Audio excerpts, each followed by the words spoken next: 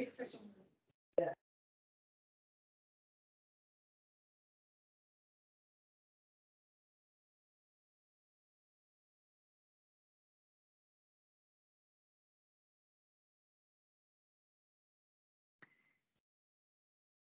morgen og velkommen alle sammen. Jeg kan høre lidt genlyd. Vi kommer også til at gennemgå det, men hvis I starter med alle sammen lige at mute jeres mikrofoner, vil det være rigtig fint. Godmorgen og velkommen til. Tusind tak, fordi I har lyst til at tilbringe formiddagen sammen med os og lære lidt mere omkring live-programmet. Mit navn er Cecilie Lindstrøm, og jeg er konsulent ved Norddanmarks EU-kontor. Jeg sidder sammen med mine andre kolleger fra de andre regionale EU-kontorer. I dag der vil vi fortælle lidt omkring live-programmet og hvad det kan bruges til. Det nye live-program åbnede som sagt sidste år med et historisk stort budget på ca. 40 milliarder kroner i perioden 2021 til 2027, der skal bruges til at finansiere forskellige udviklings- og implementeringsprojekter. Det er en kæmpe stigning, og budgettet er forøget med godt og vel 60%. Og det skal selvfølgelig ses i lyset af den europæiske grønne aftale, den grønne pagt, som der blev indgået. Lige et par housekeeping rules. I må meget gerne holde jer selv muted. Vi optager mødet, og vi sender slides ud efterfølgende efter mødet i dag. Vi har afsat tid til spørgsmål til slut efter oplæggene, men I er selvfølgelig altid velkommen til at notere jeres spørgsmål i chatten, hvor vi også kommer til at være opmærksomme på det. Agendaen for i dag, det er, at vi starter med at give en lille hurtig velkommen til DACOP, hvem vi er, hvordan det hænger sammen. Derudover så vil min kollega Birgitte give en kort introduktion til live-programmet, hvorefter vi får besøg af Nadia Lamandes, som er Project Advisor for Live Environment. Derefter så har vi en lille hurtig pause, hvor vi kan få tanket op på en kop kaffe og et glas vand, hvorefter vi kommer til at gennemgå 3 forskellige projekteksempler. Dernæst går vi videre til en Q&A, og derefter så runder vi af og siger tak for i dag.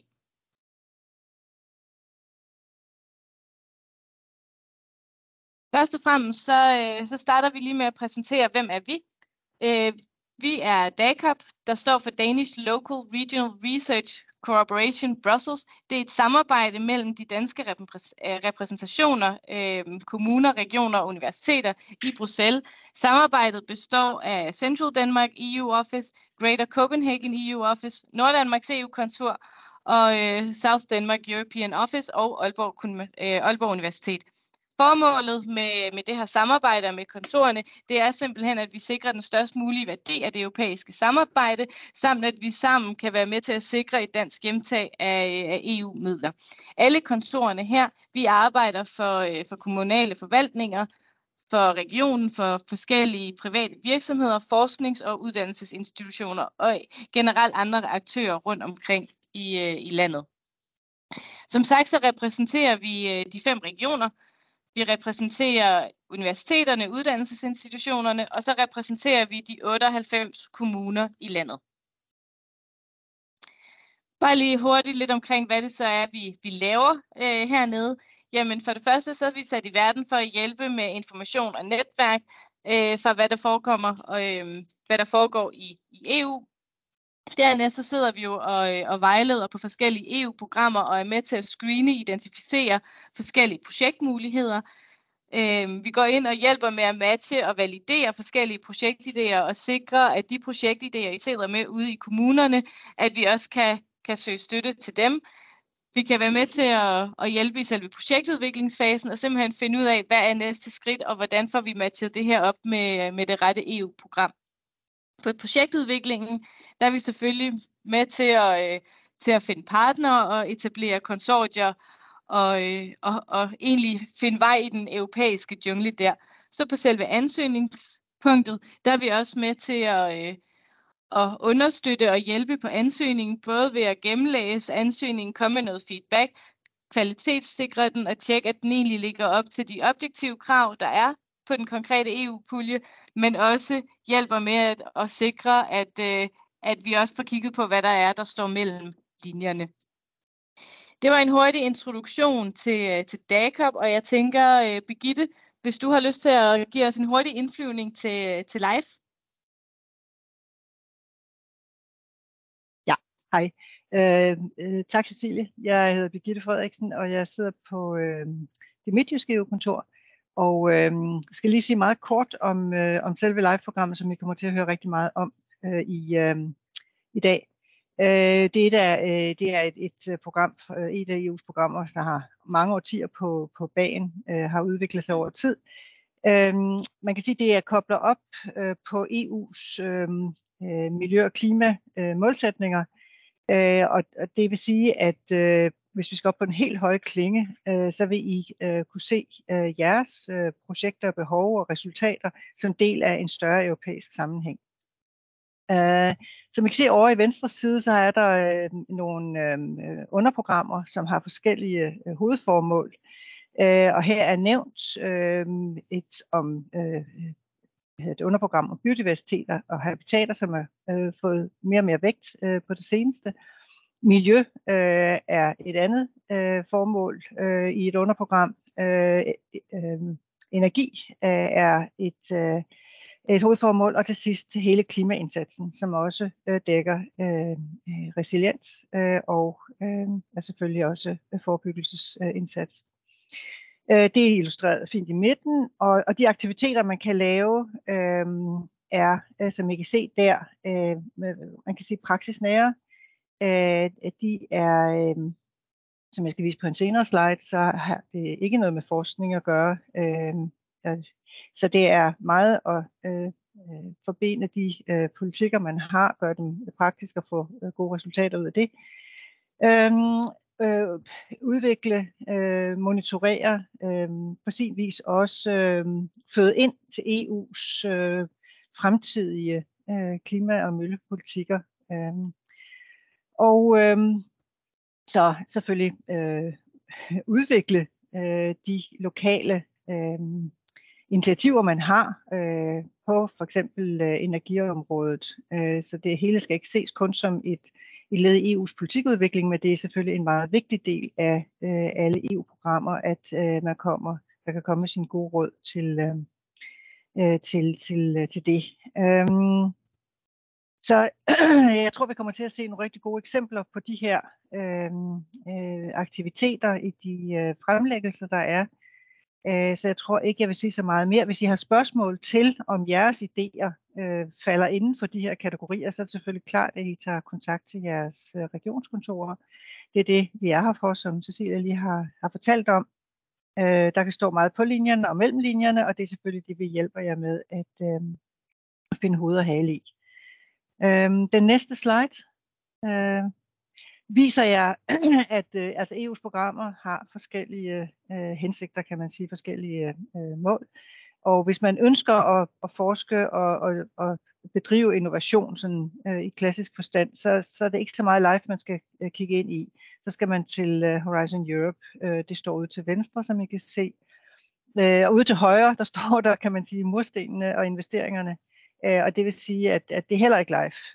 Der er meget lidt penge til at investere i noget, fordi det mest handler om det, der står i midten, nemlig at vise, at det, man har på sin dagsorden, at det virker for nogle interessante resultater, og også meget gerne nogle resultater, der går i den retning, som ens politik peger på. Så LIFE befinder sig i det meget praksisnære og skal skabe gode resultater, impact på kort og længere sigt. Og det er vigtigt at holde sig for øje. Det gør også programmet godt, fordi man rent faktisk kan arbejde med at gøre verden til og ens lokalsamfund til et bedre sted at leve med hjælp af de her midler. Så jeg tror egentlig, det kan være lidt forud for tid, men nu må Cecilie sige, om det er okay. Ja, godt, det hun siger thumbs up, og hvis der er spørgsmål til det, jeg har sagt, så kan I komme med dem senere. Tusind tak for det, Birgitte. Det var rigtig fint med en lille kort indflyvning til live-programmet. I will now switch over to English and welcome Nadia Lamandes from the European Commission SINEA Life Unit, who will tell us a little bit about LIFE, the new calls, the project types, and perhaps also give us a few advices on how to prepare our projects and our application for it. Nadia, thank you so much for being here today, and the floor is yours. Thank you for inviting me to present the program for what I understand quite a number. I see more than 100, around a bit less than 100 participants. So next slide, please. So the LIFE program is one of the program that is the funding instrument to implement the European Green Deal. So, but it's the only one exclusively dedicated to environment, nature conservation and climate action. I know that Birgitte has already introduced that, and it's a young program of 30 years. So for the institution, it's actually an old program. I think the oldest one is Erasmus. So it shows also the vitality of that, or the importance of that topic over time.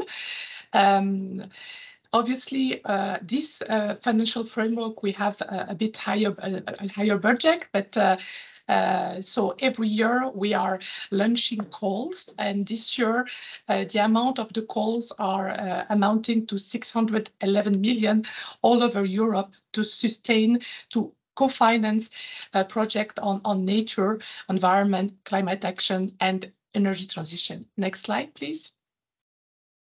So this is a bit the slide that I think Birgit has presented.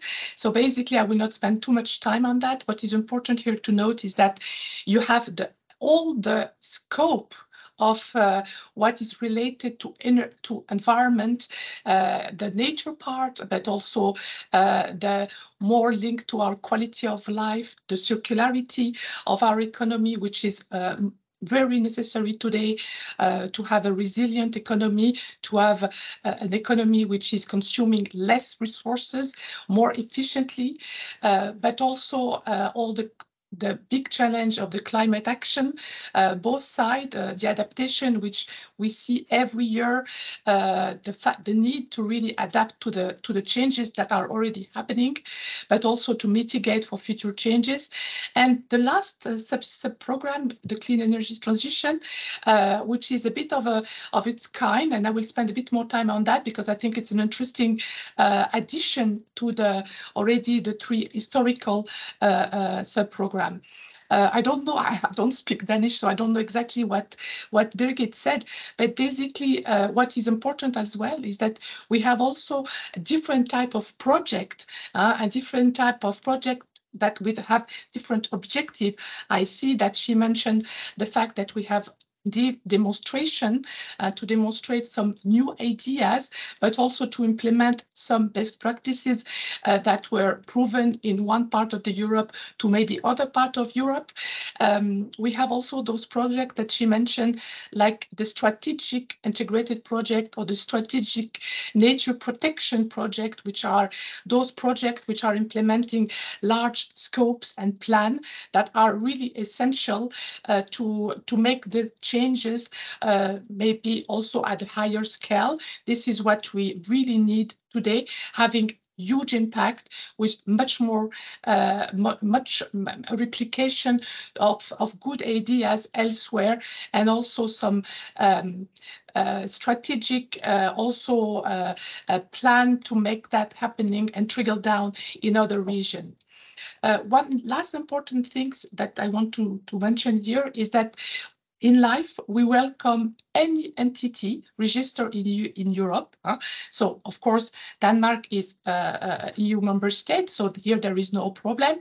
But if, as an entity, you want to work with a partnership from other part of Europe, this is of EU member state, this is fine. You can have different type of beneficiaries, being private entity, research institute, NGOs, local authorities. All those are possible. And we have also some what we call third countries, non-EU member states, which are also participating to LIFE, which is Ukraine, Moldova, and Iceland. And we have also a negotiation with North Macedonia. And for the rest, their participation is possible, but only at their own cost. So if it's required, you can have also this in your partnership. Next slide. Alors, here I will not spend too much time. This is the presentation of the nature and biodiversity. So basically here, the type of project that we are supporting are the one working on to reverse or to halt biodiversity loss of species, but also to work on their habitat. All this Natura 2000 network, this is really critical. We know that species needs a specific habitat to live, and this is what this sub-program in particularly is focused on. Here again, we have very small, sometimes project identifying a very specific and very local species. This is okay. If this species is really in danger, we have also project working on invasive alien species, all the restoration, all that. So here it's the entire range of activity which is possible. Next slide. Here, the circular economy and quality of life. If you look in the yellow bubble, you will see everything that is important to our life, us as human beings, but also other living beings. So this is also super important. It's really wide. We welcome a lot of your ideas in working in those areas to have a cleaner air, to have less chemical in the environment, but also some very specific technologies sometimes to reduce water consumption, to work on, for example, leak of ships around the coastal management on the coastal. I know that Denmark is a huge marine, has a huge marine and coastal area. So all those projects can fit to our priority. So next slide. Climate mitigation and action. As I said, here we have the two pillars, and we need to make sure that we don't worsen the situation. So it's all the technology that will help reducing the emission, the climate mitigation part, but also everything that can help today the people on the ground, the farmers, but all the farmers, for example, but also other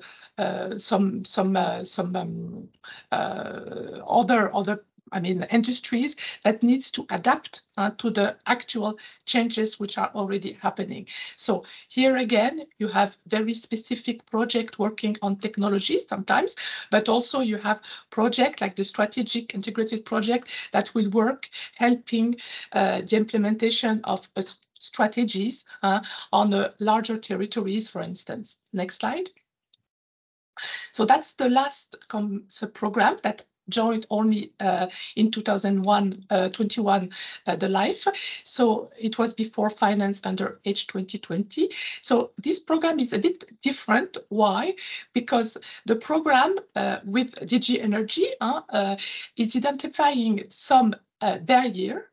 Could be market, could be financial, could be regulatory barriers that are, let's see, slowing the energy transition. So there is work done before the launch is set that will identify those barriers, and the calls are specifically targeting those barriers. So basically what the calls is requesting is project acting on a specific identified barrier. So it's less open. It's more guided, but it's really interesting because it's asked, it has, for example, this year we are expecting 15 topics, so 15 barriers which would have been identified.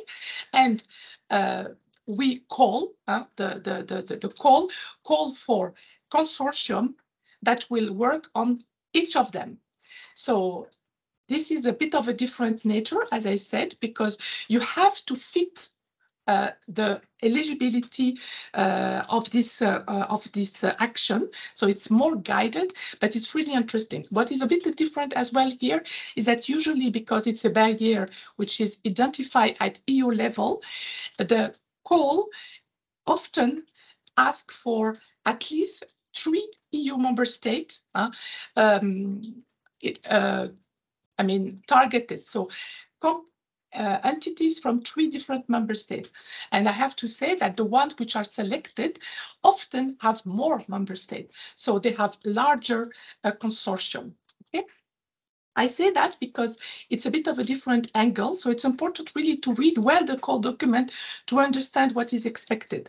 For the 3 other sub-programs, often there is no criteria of conditions of the consortium.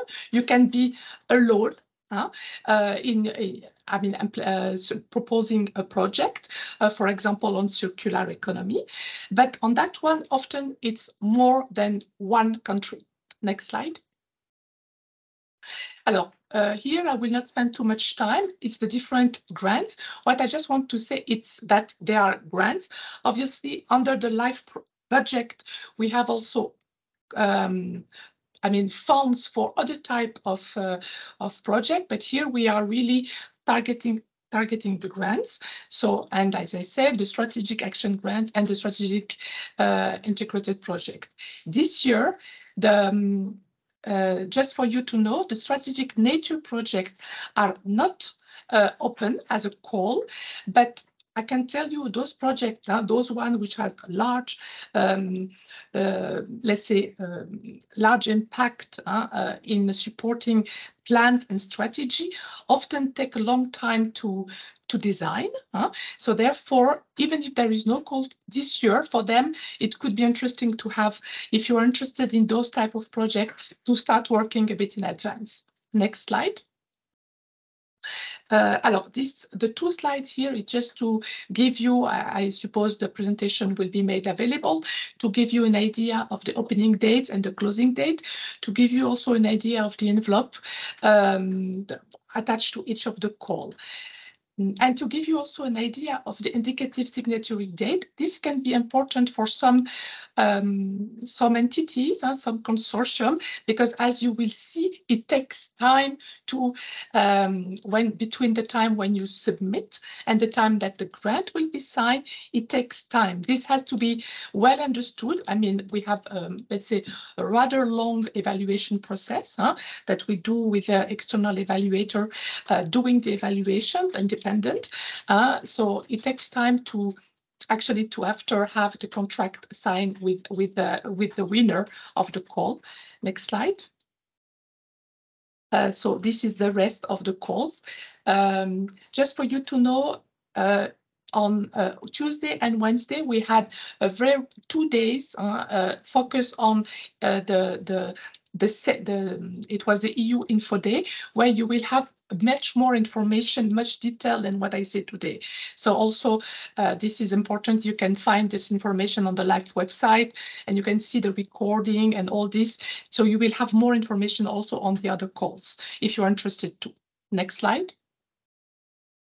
Yeah, so now, as Cécile said, I will have a few tips.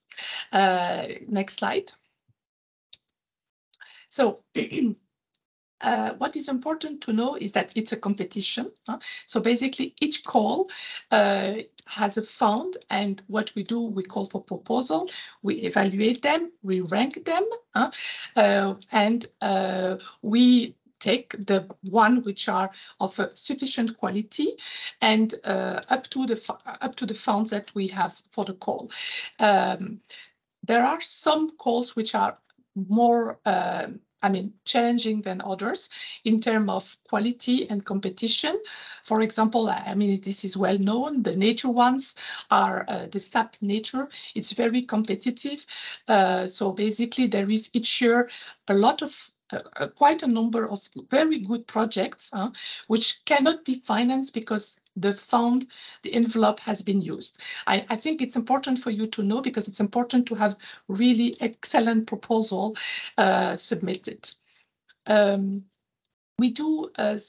We have joined the Funding and Turtle portal, which is well known from the people who knew, for example, H2020. We joined that portal. Now it's a unique environment for all, for life as well. We joined that in terms of submission.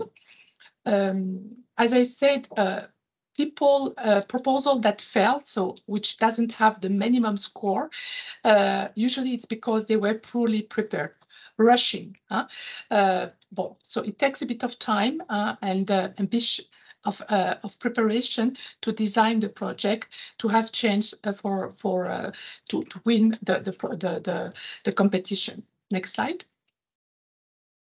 So here it's a list of documents. I think it's what is really important before you start is to read the call document. The call document can be obviously found under the portal, and it's where the priority of the specific call that you target is defined, and where you will see if your idea is fitting into that call. So it's important to read well. There are sections on priority, but there are also sections on eligibility condition, if there are any, very clear instruction also of things that has to be submitted in the application. All this is important really to read, to take the time to read.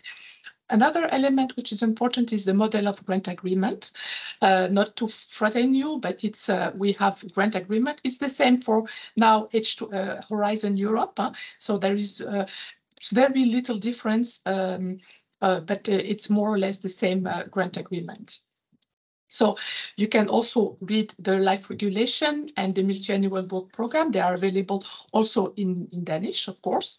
The website contains a lot of information, support to applicant, link to many resources. An important also resource space is the LIFE project database. This is where you will see what are the projects that were, let's say, already co-financed.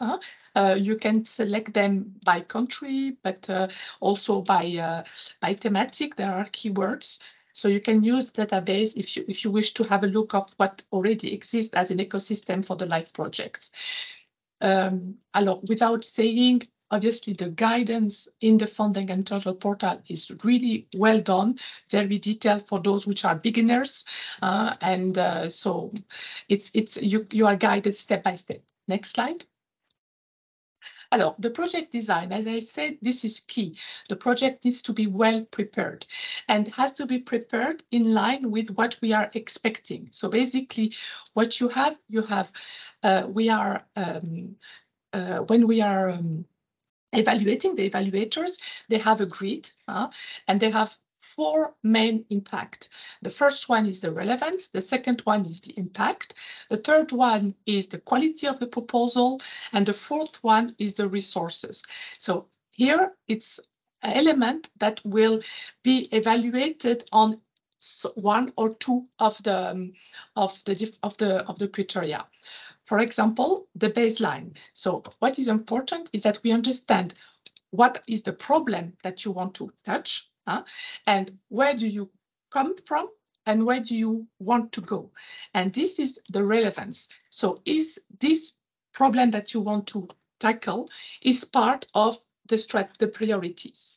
Okay, and that is under the award 1, the relevance. So the sequence of the action must be logical. Why? Because we need to understand the link between what you want to target and how you want to target. So we need to be sure that actually your project will have an impact on the issue that you want to touch. The result, the expected result, the impact. So this is critical. I mean, obviously small is beautiful, but we need impact. We need to make sure that you have an impact, and it can be a small impact on a species, small, let's say, not huge one. If you are saving a small species of extinction, obviously we know that you can't have it really large, but this is not the case. But you have to show that it's actually the impact is important I mean, compared to the situation that you are, the situation that we have now on the ground. Next slide. So the activities, so the sequence of the activity, the plan is really crucial, and they have also to be in line with what you say in what you want to do. So basically the impact, we have to have a coexistence between the fact that you want to do something and what we find in the work package. For example, if you put a lot of intention in the first part.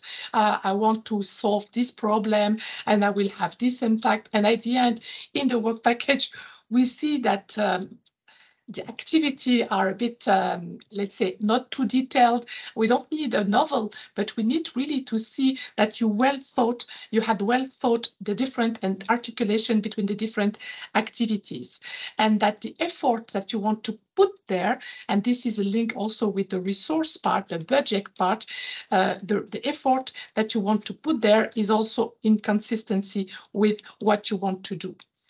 So the uptake. So this is also an important element of the project. We expect each project to have an uptake, to have something which you will prepare, that it's not only at your level, but you can also make sure that what you have tested, demonstrated, would be replicated. Okay? And this is under the quality as well that we assess that. What is important also is that what you want to do, you do it with the right consortium. As I said, it's possible that you do it alone. Huh? That's happened, and we have quite a number of projects which are mono-beneficiary, because this beneficiary has all in his own entity, all the capacity to implement the project that he proposed and that was considered of a good quality. But it can be also that we need to see that there are others that are part of your consortium. This is really important. And this is assessed under either the impact, because, for example, if you want to attach something with, for example, stakeholders or have an impact on policies, we need to see something under award 2 as well. Next slide. So here again, this is a bit of a list of tips. So the consistency, the coherence in all part of the submission, I already mentioned that. The number of action, it's work package now. Huh? Obviously those work package needs to be essential, just not put work package for, we need to see those ones which are essential. The structure of the partnership, as I said, it has to be really seen as a complementary and making sure that you have all what you require. The project duration, it has to be sufficient, but it has also to think about any potential unexpected event. Here, it's not to increase the budget, but to make sure that you have enough time. And of course, we know that sometimes obtaining permits to work in a specific area can be, or a specific industry can be really long. So it's better to put a buffer to make sure that you have that. The communication, it's important to communicate and to communicate to the general public, but also to disseminate to a specific, for example, other project, or you also to bring also all your good result also sometimes to the European Commission. We have the platform meeting which are used for that gathering of project around the thematic. Next slide. Voilà, alors here it's a bit, I think I'm a bit out of my time, so I will probably stop here, but this is also a kind of list of things that I have said already to make sure that you, as a reminder. Next slide. Voilà, and here it's the last slide.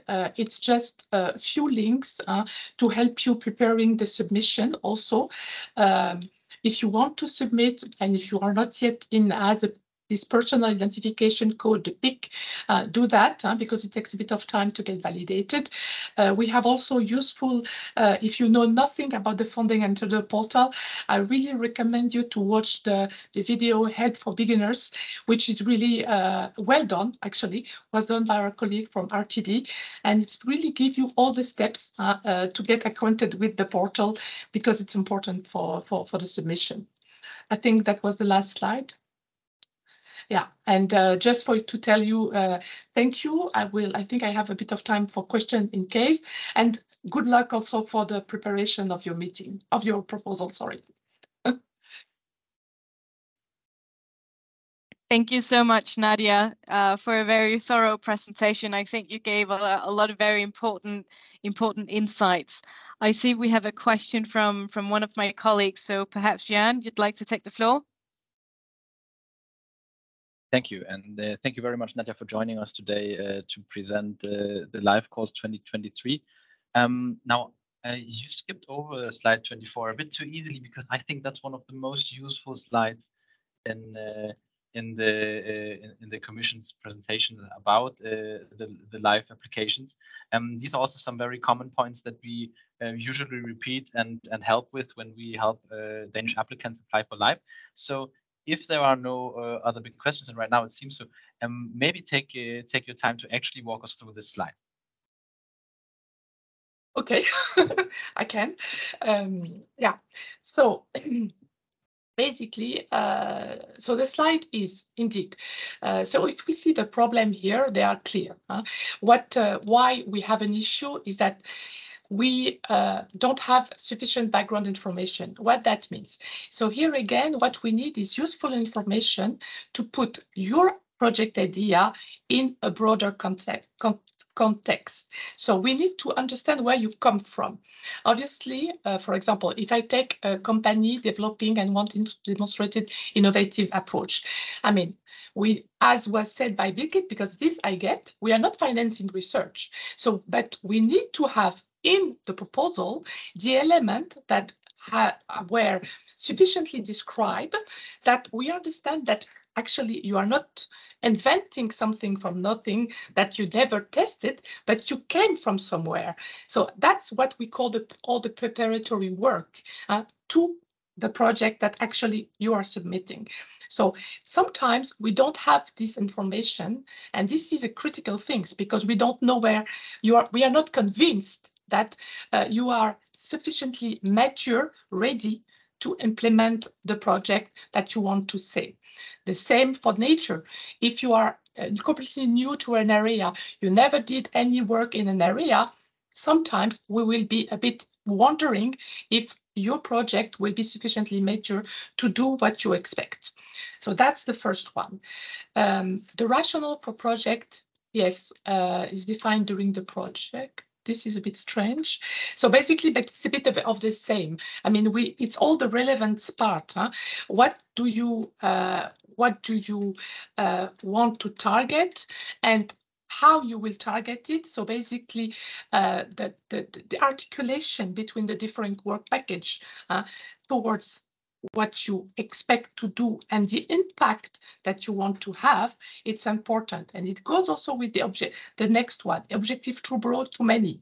So obviously we all know that it's, I mean, environment, climate, it's all intertwined. So you can have the temptation to say, okay, I want to do something, and I know that if I do something here, I need to do also, or there are things to be done also here. And, oh, let's put that in my project. This can't work because as a project, you need to define your primary objective, and you have to avoid having too many of them because actually it will be seen as not really feasible. And so that's also an issue that we can have. So basically you find one and the other ones are indeed to be taken into account. There might be risks that you will define in your project, but obviously you can't solve it all, and we know that. The partnership poor. Alors, here, what we can know about the poor partnership. Indeed, here you have two examples. the know-how. So basically, we have a partnership which we find, for example, that it's missing, for example, the expertise. But we can have something. It's a bit. For example, you have a waste project, and none of the end user of your recycling, for example, product is part of the partnership or of the stakeholders. We will ask, but yeah, okay, this project will do something on a particular waste, we'll recycle it, but they don't work with the end user. So what is the approach towards sustainability, towards making sure that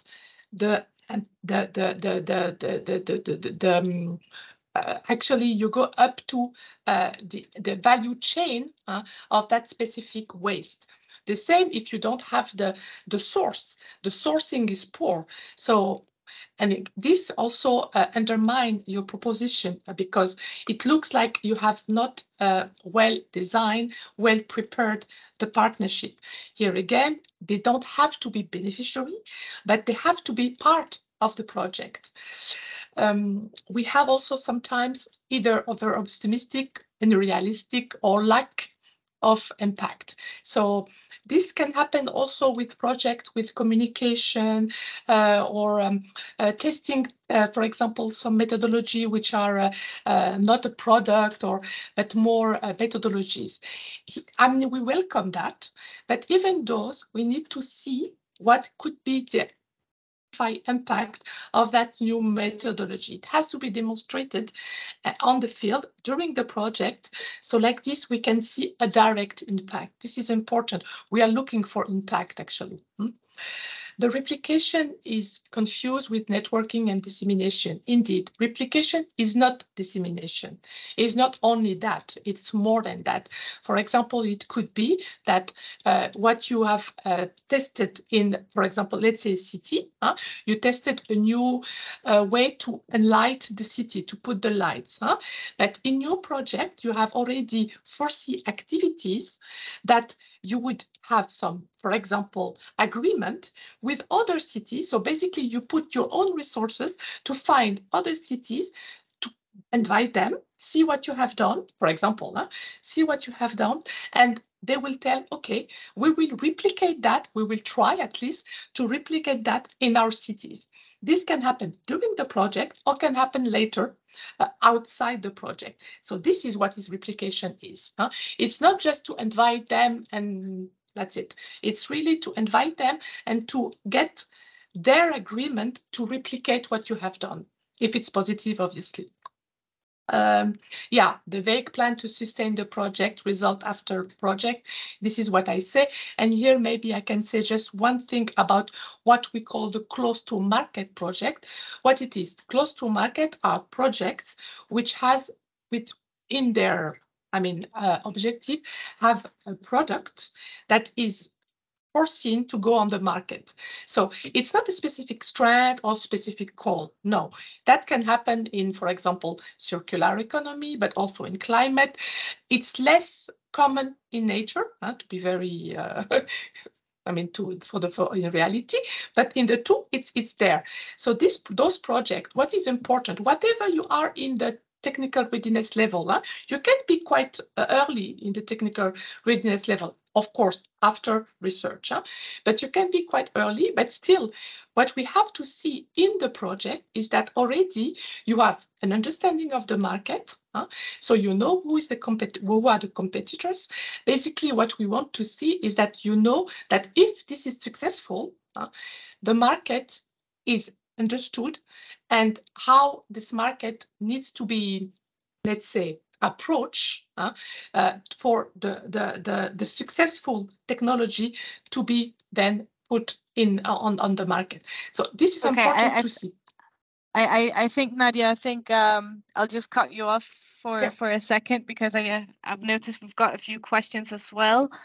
We also invite more questions from the participants today. Thank you so much, Nadia, for the clarification and just digging a bit further into the project design. I think that's really, really helpful. I see there's a point from my colleague Helle, who has a question. Helle, the floor is yours. Yes. Thank you, Cecilia, and thank you, Nadia, for that presentation. Very interesting indeed.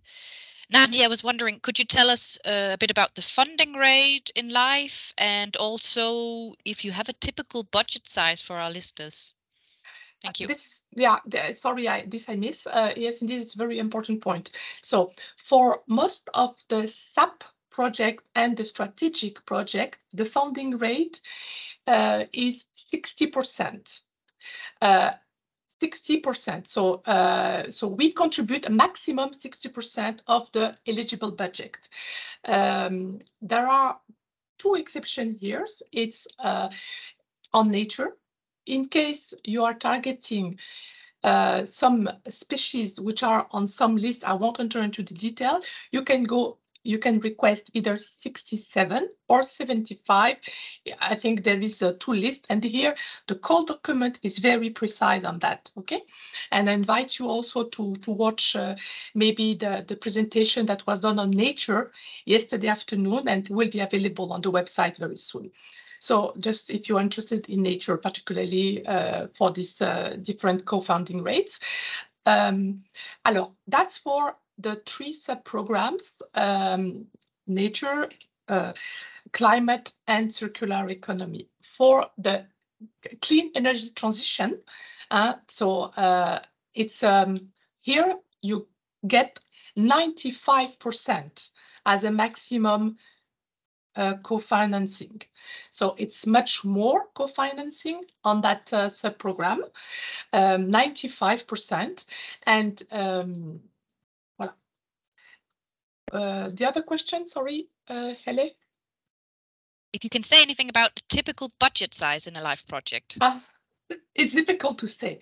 Actually, I mean, obviously we have an average, for example, circular economy, climate, it's around 1 million. Let's put it like this, 1 million, 1.5. For nature, it's a bit larger because sometimes nature has also the request land purchase. All those projects on nature, Natura 2000, nature conservation, they can also actually purchase land to have specific conservation on those lands. Of course, there is a lot of conditions attached to that. So it's very well explained also in the call document.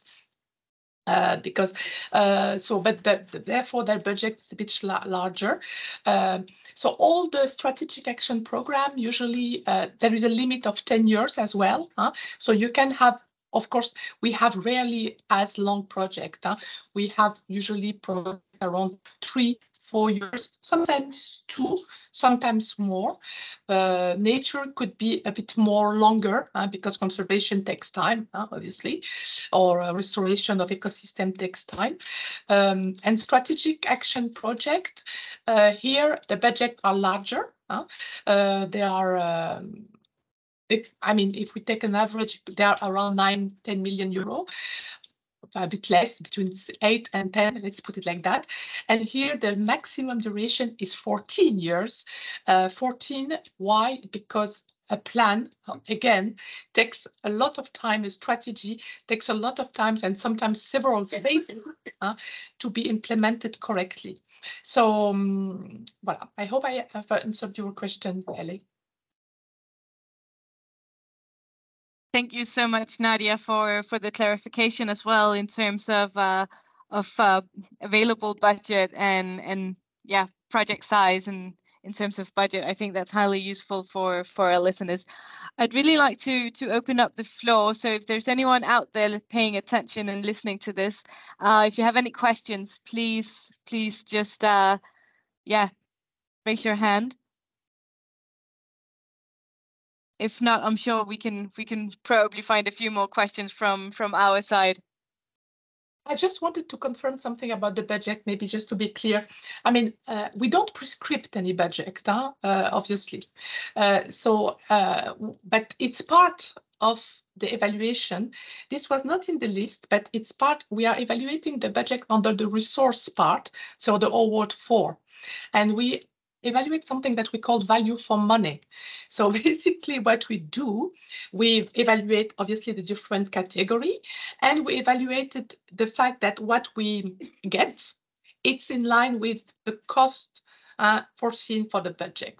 So that's so the budget must meet your need actually. So if you're too little and it's not good, if it's too large, it's not good. Thanks. Thank you so much, Nadia. I see we have a couple of questions from our participants. Rikke, the floor is yours. Thank you for that. I'm wondering, does it have to be innovation in all applications? Does it have to be new technologies? This is a very good question. Actually, no. Alors, no and yes. I will say why. So here I did not have the time to enter into the call document and each of the specificities. But what you have in the call document, you have the large priorities, but you have also what we call topics. The topics are sometimes, for example, in water, where there is a lot of things already demonstrated, a lot of best practice already demonstrated. What we are looking for are innovative technology for almost all the priorities. Okay, that's an example. For waste, sometimes we are looking for that. Sometimes we are also looking for best practices implementation in some areas. Okay, so what you have to understand is that it doesn't mean that if you are not exactly proposing an innovation, for example, in water, when we expect that your project will be, let's say, ineligible. No, it will still be eligible, but you won't be able to get additional points for this innovation, which is under the Ward 1. So my advice to you is that if you have not an innovation and you want to implement the best practice, just check out that if this fitting to a best practice, let's say, topic, best practice label topic. If not, you take the risk that you don't have enough point to be selected. So I don't say I would avoid it, but actually you don't go with all the changes in your side here. So, but in some area, we don't request for those innovations. So it has really to be taken. I can't answer that precisely. If you're interested in, for example, for the circular economy or for the climate, again, watch those videos that were taken yesterday when we had the detailed presentation of each of the calls. Like this, you will understand exactly what are under which field. Thanks. Thank you so much, Nadia. I hope, Rikke, that this helped clarify things for you a bit. If not, feel free to reach out to your EU office and we'll be happy to assist you. We have one more question, Christopher, so the floor is yours. Yeah, thank you. Christopher from Aalborg Municipality. I was wondering, you mentioned this citizen empowerment within the clean energy transition, I think it was called. Is that only regarding new technology, or is it in more general topic of green transition in general? I don't remember exactly what I said. This clean energy transition, it's as I said, is to lift some barrier that can be identified. So what is important is that you read well the topic.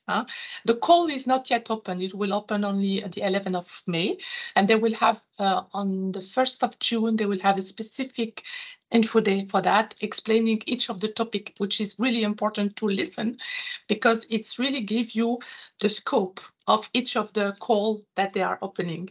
And but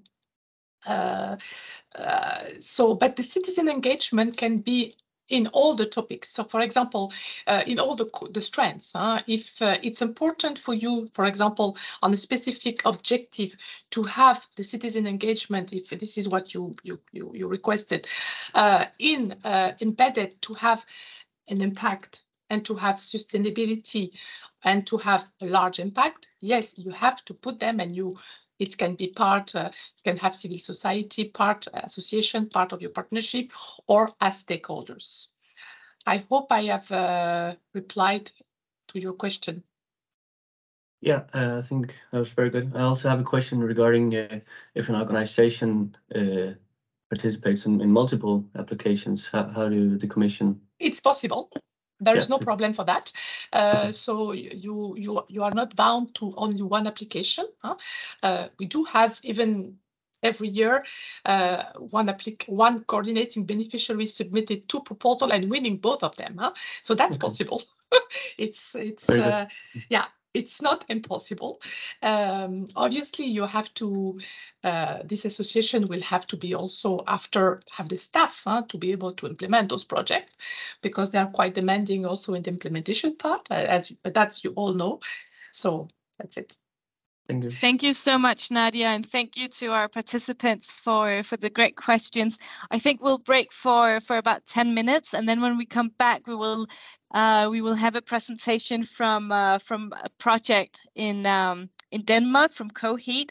Let's just break for 10 minutes, get some coffee, and I'll see you in about 10 minutes. Nadia, thank you so much for your time this morning and your presentation. I hope it was helpful to our participants, and I think it was. There were definitely some very good points and some good insights. Thank you so much. Thanks to you. Bye.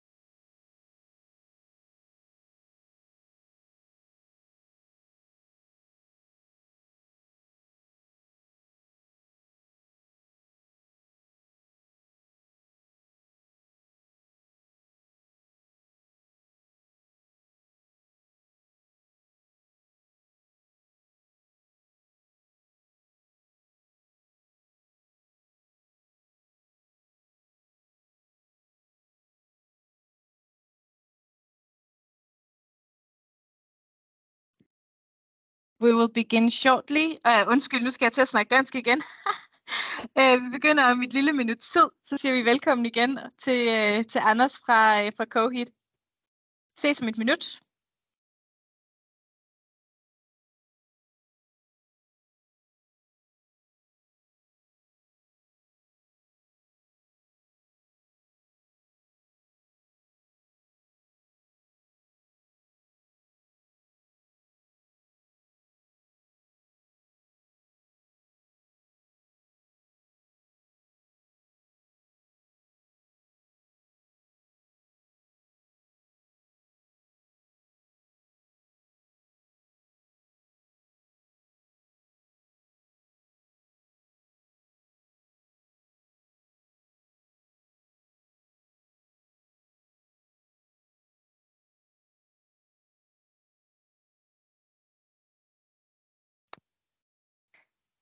Godt, velkommen tilbage. Jeg håber, at I lige har fået tanket lidt op på kaffen og fået strukket benene en gang.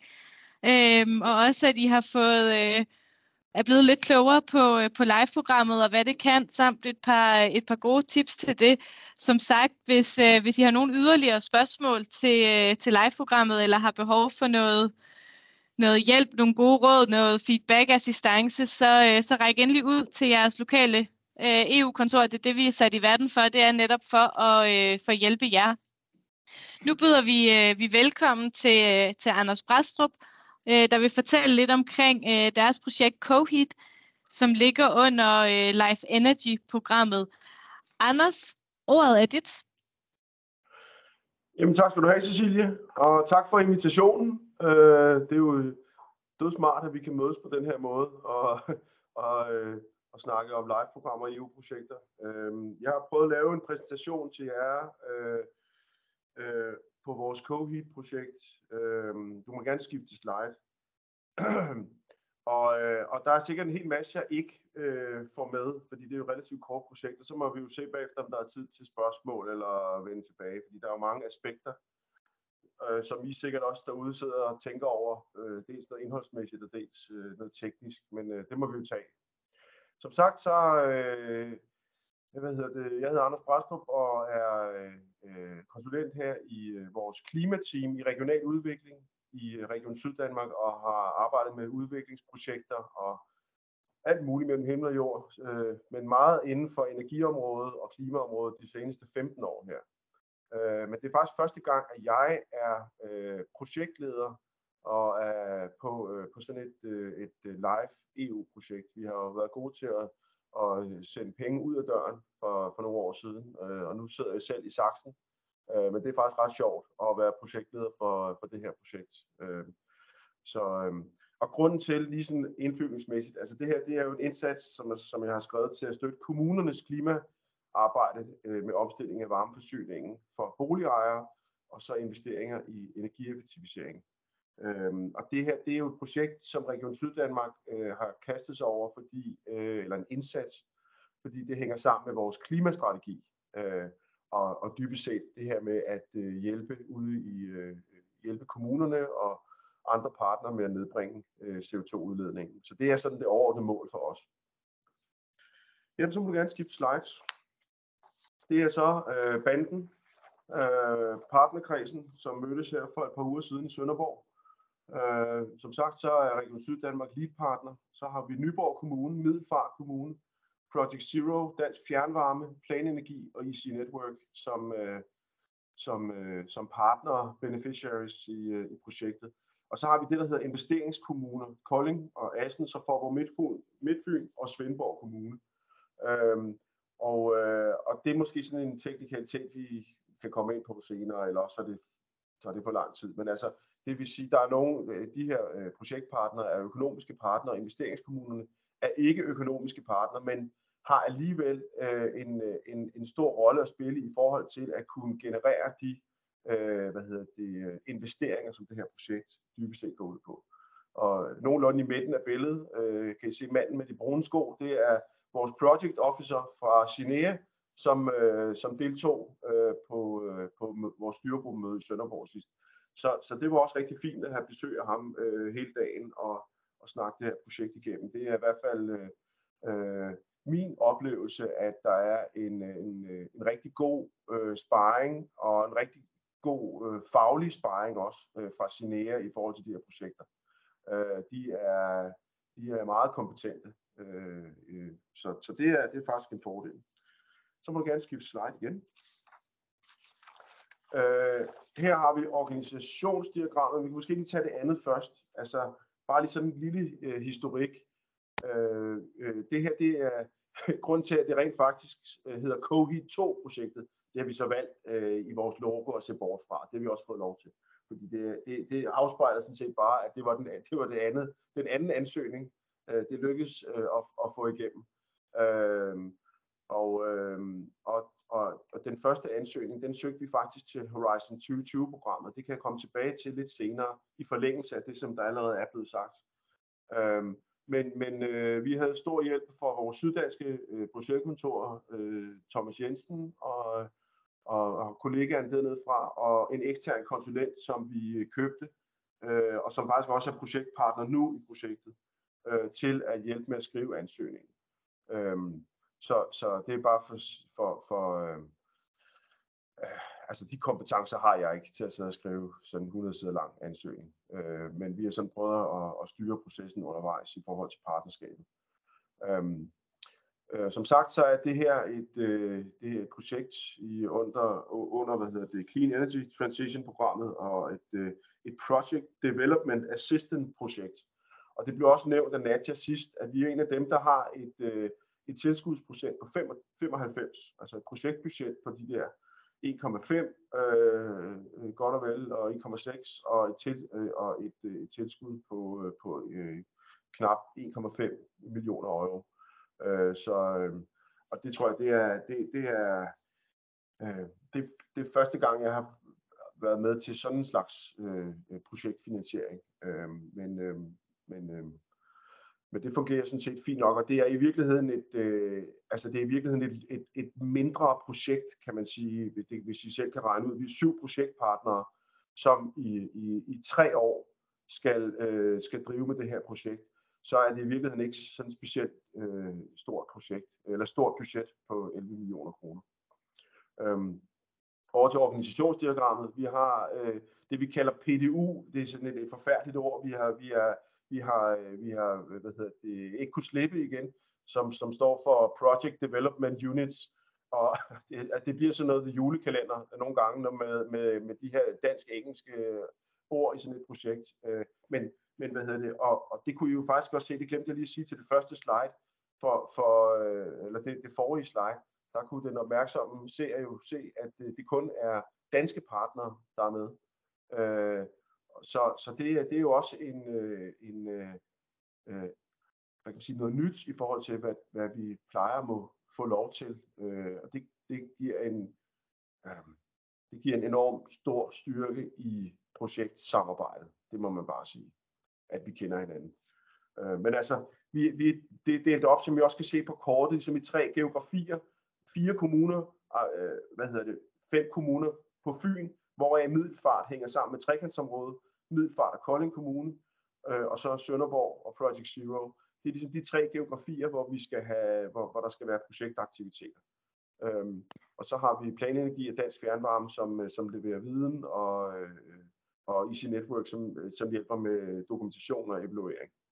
Du kan tage næste slide. Jeg siger lige, Anders, til dig, at hvis du kan prøve at gøre det lidt hurtigere. Vi har et par minutter igen, så ja. Men så tager vi de næste 2 slides, og så prøver vi at lukke her. Fordi det her, det er bare eksemplet på, hvad det her det handler om. Det her, det er et investeringsprojekt, og det er ikke et udviklingsprojekt.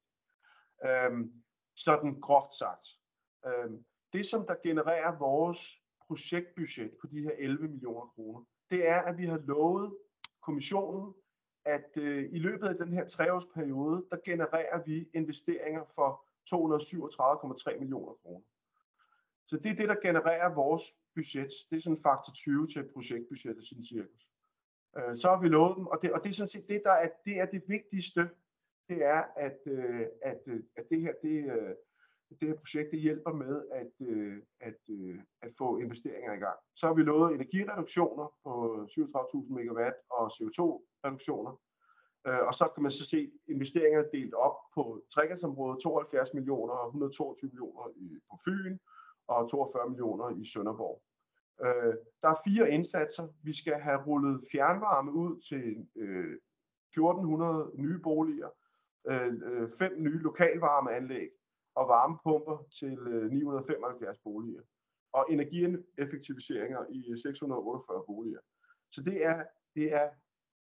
det er meget to the point, det her. Det er KPI'er, som er til at tage og føle på.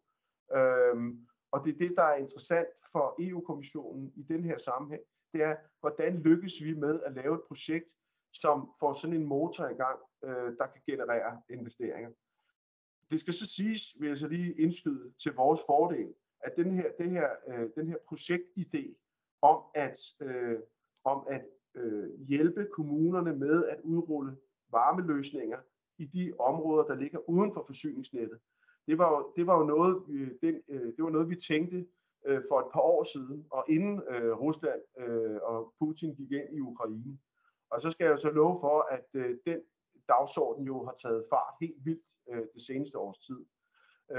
Så det er jo også det dejlige ved det her projekt et eller andet sted. Det er, at det kan godt være, at vi har lovet mange investeringer, men vi er også bare på en dagsorden, som er enormt relevant for alle partnere lige nu. Så det største problem i virkeligheden, som vi ser det med at lykkes med det her, det er flaskehals lige nu. Næste slide. Det er bare for at sige, det er igen en illustration af selve projektideen. Altså, vi starter med noget viden og opbygge videngrundlag, og så skal de udmønte sig i aktiviteter i de her geografier. De aktiviteter skal resultere i, at der er nogle af vores private boligejere, der foretager investeringer, og så skal de investeringer, de skal dokumenteres. Og der brugte vi noget tid at lægge arm med EU-kommissionen om, at de vil gerne have, at vi indsamlede kvitteringer for boligejere. Og det sagde vi, det nægtede vi. Så blev vi enige om noget, der hedder en Declaration of Honor. Og det er noget, vi er i gang med at udvikle på. Men det bliver svært, det her, at dokumentere, men det er også derfor, at vi har fået pengene. Fordi det her, hvis vi lykkes med det her projekt, så er det noget, som kommissionen ser som måske et demonstrationsprojekt, som man kan udbrede andre steder. Så prøv at tage næste slide. Jeg skal nok speed talk her til sidst. Nej, bare videre. Næste slide. Og det er bare vi er i gang, og vi har holdt mange møder, og vi snakker med. Det er virkelig et eksempel på, at den her dagsorden, den er hot lige for tiden. Det ved I godt, dem der beskæftiger med klima og energi. Så det er ikke så svært lige nu at lave et borgermøde om de her ting. Det er ret nemt. Næste slide. Ja, det eneste jeg vil sige til allersidst, nej, jeg vil lige have den første, fordi I har set det her slide. Det eneste jeg bare lige vil sige til allersidst, det er det, der står under overskriften, at det her, det er den her clean transition topic under live-programmet. Det er en continuation of market uptake, coordination and support action under Horizon 2020. Og det er bare for nogle af jer, der måtte kende det gamle live-program, så er der altså nye regelsæt og nye måder at administrere på, og det korresponderer med det gamle Horizon-program med nogle justeringer frem for det gamle live-program. Så det er bare sådan en ops, at der er noget af de administrative regler, de er altså taget fra Horizon 2020-programmet i forhold til den her clean energy transition. Det handler om, hvordan vi dokumenterer administrative ting osv. Yes, så vil jeg ikke sige mere. Det er bare et billede af, hvor vi hører hjemme. Det er super. Tusind tak for det. Ja, det er godt. Hvad siger du, Anders? Ja, vi er den nordlige post i den her runde eller den forrige runde af projektbevillinger. Ja. Ja. Jamen, det er så fint, Anders. Tusind tak for en god indflyvning og præsentation af jeres projekt, og mega fedt at høre, at I også har været inde og lægge lidt arm med kommissionen og har fået jeres vilje. Det er jo altid sjovt. Eller jeres vilje, det ved jeg så ikke, om I har fået, men so far so good. Det nytter jo ikke noget, at man siger ja til nogle betingelser, som man ved, man ikke kan leve op til. Så må man hellere droppe det jo. Det er så rigtigt, Anders. Tusind tak for det. Jeg gætter på, at der godt kan være et par spørgsmål senere hen, men dem synes jeg, vi gemmer til efter. Nu vil vi godt sige velkommen til Carsten Horup fra Vordingborg Kommune, der vil fortælle lidt omkring naturprojekter under live-programmet. Carsten, ordet er dit. Ja, tak skal du have. Og tak for indbydelsen. Jeg skal prøve at fortælle lidt om ikke bare et, men hele 2 live-projekter, som vi har gang i Vordingborg Kommune. Og det gør jeg med glæde, og vi går bare i gang med slidesene. Det er sådan, at vi har været så heldige tilbage i 2018 og landet vores første live-projekt, hvor kommunen er lead-partner på det. Det hedder Live Klima Bombina og foregår ude på Knudshoved Odde. Og så har vi faktisk også lige i disse dage landet et nyt projekt, som hedder Live Orchids ude på Østmøn. Så det er erfaringer for de 2 projekter, jeg taler ud fra i dag. Og det skal jo ikke handle så meget om selve projekterne og det faglige indhold, men mere om processen bag, og hvordan er det at være med i sådan et live-projekt og lave de her ansøgninger. Så det kan vi se på den næste slide. Det er lige kort det, jeg vil komme ind på. Jeg skal forsøge at holde det kort. Kort om de 2 projekter, lidt om hvad det kræver at lave en live-ansøgning, hvad er vigtigt i en ansøgning, og så måske noget af det, der er vigtigst, det er, hvad er det, man som kommune får ud af at deltage i sådan et live-projekt. Vi går videre. Ja, bare lige kort om projektet Live Klima Bombina. Det foregår nede på Knudshoved Odde, lidt nordvest for Vordingborg, et projektområde på 274 hektar, hvor vi skal konvertere noget tidligere landbrugsjord til natur for at tilgodese en række sårbare arter og naturtyper. Vi tager den næste. Ja, her kan I se, hovedformålet det er at skabe nye levesteder for klokkefrøen, andre padder og fugle, for at modvirke klimaforandringer i kystnære områder. Og netop klokkefrøen er ekstremt vigtig i den her sammenhæng, fordi det er hovedårsagen til, at vi har landet det her projekt, fordi den er ekstremt truet, ikke bare i Danmark, men også i EU. Det er altså en af de her arter, der lyser højrødt, og som der derfor bliver prioriteret at give midler til.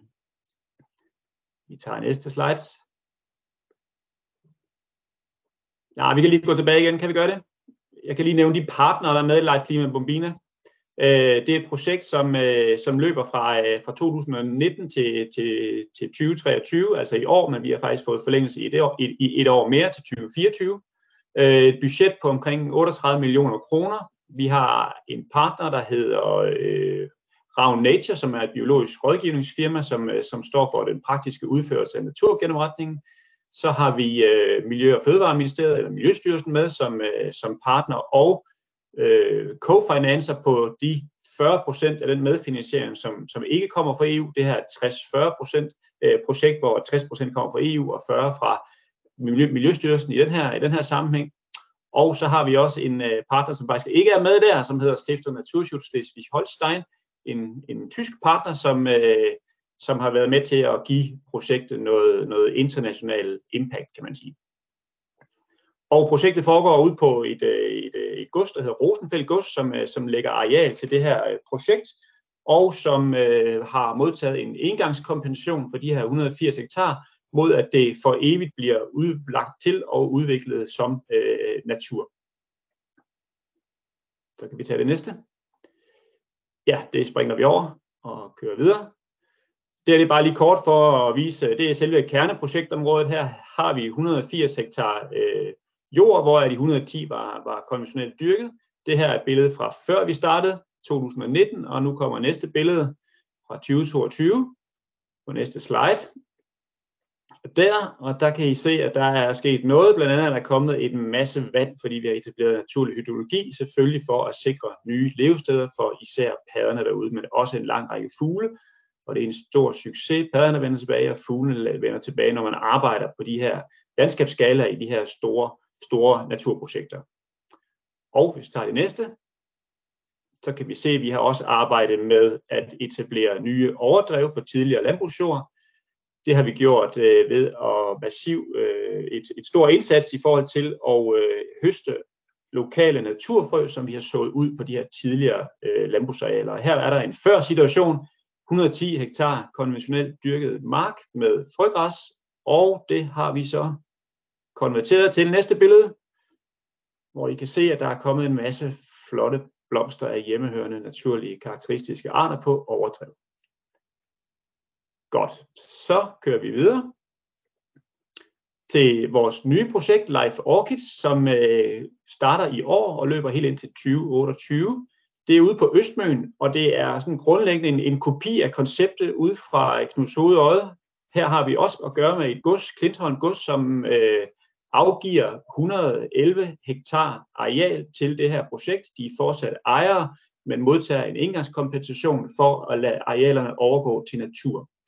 Det er mere diverst område. Der er tidligere landbrugsjord, der er nogle eksisterende naturarealer, der er også noget skov og noget kulturskov, som vi skal konvertere til overdrev. Og herude på Østmøn er jo kalkoverdrev, den her prioriterede habitatnaturtype, som er i spil herude, og som vi kan genskabe. Og så har vi også nogle arter med i projektet, blandt andet den her sortplettet blåfugl, som er en meget, meget truet sommerfugl, hvis eneste levested i Danmark er herude i området. Og så 5 orkidéarter, som også er rødlistet og truet på EU-niveau. Medfinansieringen fra projektet fra EU er på hele 67%, og det er fordi, vi arbejder med prioriterede habitatnaturtyper herude. Og medfinansieringen har vi selv skaffet fra Aage V. Jensen Naturfond og 15. Juni-fonden, plus at vi har fået 1 million kroner fra den danske Naturfond, og det var en præmie, som vi vandt forrige år, da Vordingborg Kommune vandt Danmarks vildeste kommune, blandt andet på baggrund af Knudshoved-projektet, og den præmiesum har vi så smidt ind i det her projekt også. Det er har et budget på omkring 40 millioner kroner. Partnerne udover Vordingborg Kommune, det er Naturstyrelsen Storstrøm, som er med alle deres lysåbne arealer ude på Østmøn. Det er Geocenter Møns Klint, som har en formidlingsindsats i projektet, og så er det Ravn Nature, igen den her biologiske rådgivningsvirksomhed, som skal stå for nogle af de fysiske naturgennemretningsting derude. Og vi tager et par billeder. Næste.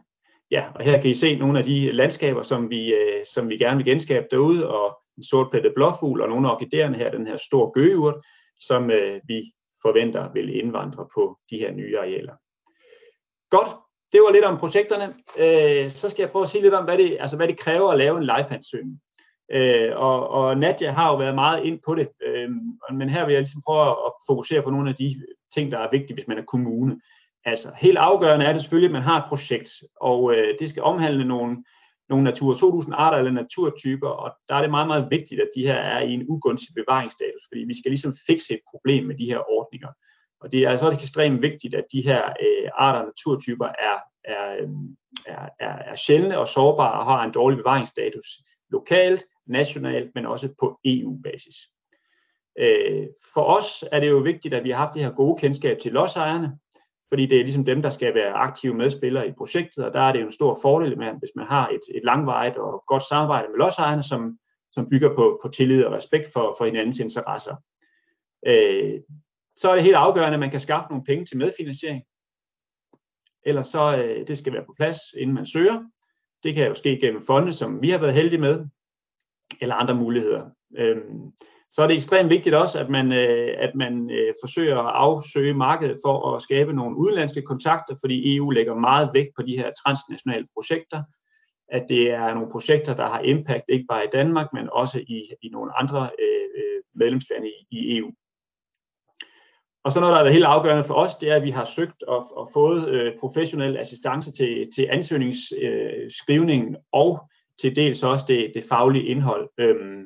Og vi har nu igennem begge projekter haft Bangsgaard Paludan ind over til at hjælpe os med at lave ansøgningen, især Climate Bombina, og så her i sidste omgang, eller næste i Life Orchids projektet, der har vi også haft stor hjælp af vores EU-office Greater Copenhagen med Jørgen i spidsen, og det kan vi lige vende tilbage til. Men det er altså ekstremt vigtigt, fordi mange af de her ting, som man skal arbejde med i sådan en ansøgning, det ligger langt ud over, hvad man som almindelig kommunebiolog har viden om ved at vurdere. Så skal man selvfølgelig, det kræver nogle penge at få den her faglige assistance, det skal kommunen selvfølgelig være klar til at levere, og det kræver selvfølgelig også en masse tid for de involverede medarbejdere. Og endelig så skal man jo også have en kommunalbestyrelse, som committer sig til og lave de her projektudlæg. Det er jo sådan, at kommunen er jo bank for de her projekter, så det skal man også have på plads og have en kommune, der committer sig til i mange år fremadrettet. Ja, lad os tage den næste. Og så kan man sige, jamen hvorfor er vi lykkedes med vores to ansøgninger? Altså det er jo selvfølgelig, fordi vi har gjort nogle af de ting, som jeg nævnte på første slides. Men altså vi har især haft nogle projekter, som har omhandlet de her ekstremt truede arter og naturtyper. Så har vi haft det her gode tætte samarbejde med vores lodsejere, og vi har simpelthen haft aftalerne på plads. Vi har færdige aftaler med begge lodsejere i begge projekter, da vi ansøgte. Det vil sige, at EU kan se, at hvis de giver penge, jamen, så er det her klappet og klart og aftalt med lodsejeren, så bliver projektet gennemført. Det vil sige, at vi har minimeret de her risici, der er ved, at projektet af den ene eller anden årsag kan gå i stå ved at have fuldstændig styr på vores lodsejere. Og det er vi selvfølgelig heldige med, fordi vi i begge projekter har kun haft én lodsejer at blive enige med, kan man sige. Jeg tror, Carsten, hvis du lige kan komme med nogle sidste bemærkninger, ellers så ender det med, at vi går for meget over tid. Så sidste bemærkninger, og så kan vi altid vende tilbage til det. Ellers så går jeg ud fra, at folk også er meget velkommen til at kontakte dig, hvis de har nogle spørgsmål til det her. Vi sender jo selvfølgelig slidesene ud efterfølgende. Ja, det er fint, og resten af sliden her, den er sådan set også selvforklarende, vil jeg sige. Og jeg vil sige, jeg er meget enig med det, Nadia hun har fremlagt tidligere. Altså det var nogle meget, meget vigtige pointer. Det jeg også bare lige vil sige, det er, at man skal huske at være opmærksom på, at alle de ting, der ligger ud over ens egen projekt, altså hvordan er projektets impact på EU-niveau? Kan man bygge videre på nogle eksisterende projekter? Det her med replikation i forhold til andre medlemsstater eller andre arealer i Danmark er ekstremt vigtigt. Altså man skal huske at kigge ud over sit eget projekt, fordi det bliver der lagt meget vægt på. Og så vil jeg sige, at vi har haft stor glæde af at bruge Jørgen fra vores EU-Aarhus til ligesom at skabe nogle internationale kontakter, men også hjælpe os med at få beskrevet den her projektets impact i forhold til andre EU-politikker og strategier, som også simpelthen er sådan nogle punkter, man skal igennem i sådan en ansøgning.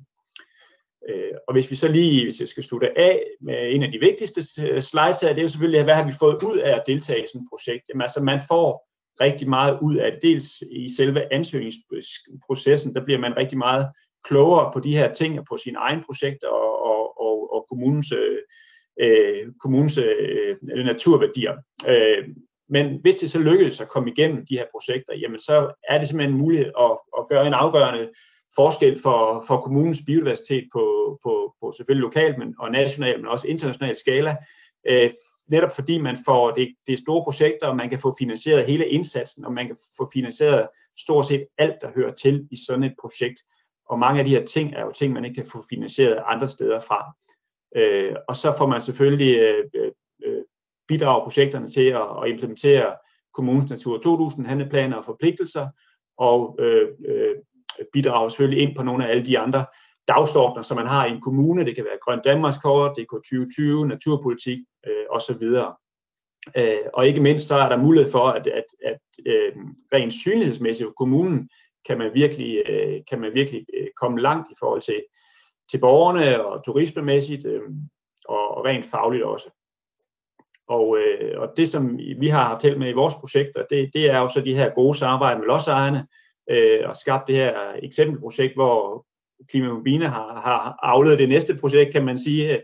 Lodsejerne bliver inspireret af hinanden, så man grundlægger også grundstenen til nye live-projekter og nye samarbejder. Og så selvfølgelig faglige opgradering af medarbejdere. Ja. Hey, jeg tror, jeg stopper dig her, Carsten. Beklager meget. Det er jo sindssygt spændende, alt det arbejde, I har lagt i det, og også alt det, I har fået ud af det. Der er jo virkelig mange gode erfaringer at komme med, og I kommer ind på os. Som sagt, så sender vi jo slidesene ud efterfølgende. I kan også læse mere om projektet på hjemmesiden her. Nu gør vi plads til et tredje live-projekt, som egentlig er et projekt, som er målrettet det, der hedder Close to Market. Vi vil jo rigtig gerne se på, hvordan vi kan få danske virksomheder til at deltage i live-projekter, så derfor så har vi fået en lille eksempel ind fra Sverige. Så Anton, if you're still here and you can hear me, I don't know if you're going to do the presentation in Danish or sorry, in Swedish or in English, but the floor is yours. Perfect, thank you. I will be doing it in English, indeed. Thank you very much. So yes, my name is Anton Johansson. I am the project manager for Live Free Food and also the chief financial officer at Mycorrhina of Sweden, who is the coordinating beneficiary for this project. And of course, due to the many great benefits we've received from participating in the LIFE program so far, very happy to share some of our experiences. So I will, of course, be providing a high-level summary of our project, what we're doing, what it's meant to kind of provide in terms of benefit for climate and environment. But I would also like to share, a bit of my, or I should say our experiences about working with the program, both in terms of why we think you should do it, but also some learnings and recommendations for aspiring applications to the program. We can go to the next slide. And I would like to start with what we do at this company I represent, because that is very much in the center of what we're trying to achieve in this project. And we are all about food, as you might have guessed from the name of our project. And it is our quite staunch view that historically, and to a large extent also today, there is unfortunately this inverse relationship between foods that are, good for climate, able to support large populations, while also being good for consumers, particularly in taste, but often also in terms of nutrition. And what we have done is that we have developed a set of biotechnologies that are centered around fermentation, more specifically fungi-based fermentation, that we use to create new solutions with zero compromises that allows us to break this trade-off. So on one hand, we can use the power of industrial fermentation using fungi to produce large quantities of food anywhere in the world at low cost and at massive scale. And at the same time, we are developing, you could say, almost a new category of food science and food development, where we are operating then specifically in the fungi environment. This is everything that our existence as a company is all about. And we can go to the next slide. And within this space, we have then developed and are currently commercializing technologies and solutions on quite a wide front, trying essentially to make our food system, in the Nordics and Europe, but also globally, more sustainable as, the first priority, but also with the realization that you cannot compromise on taste, texture, and nutrition for consumers. So essentially, as a company, we are trying very much to develop and commercialize IP and technologies on everything from, bulk protein to be provided into the food manufacturing industry, creating extremely realistic vegan replicas of some of the more advanced animal protein products, but also going into some really exciting, cool, futuristic things like 3D printed foods, entirely new fat sources, and so on. But this project we are running is not so much about the different food applications that we can create with this technology, although it is a part of it. It has a lot more to do with the process and of the power of fungi fermentation in itself. So we can go to the next slide.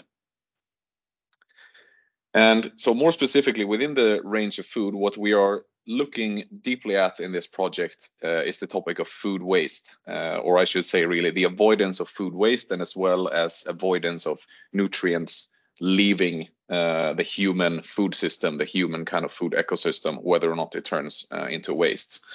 And I think that food waste and food losses is obviously a hot topic, but I think most of us are typically used to think of it only at sort of the point of consumption, you know, in the households, trying to prevent throwing away food. But this is also a massive problem in the primary processing and in the food manufacturing segment, and that's where we are looking in this project.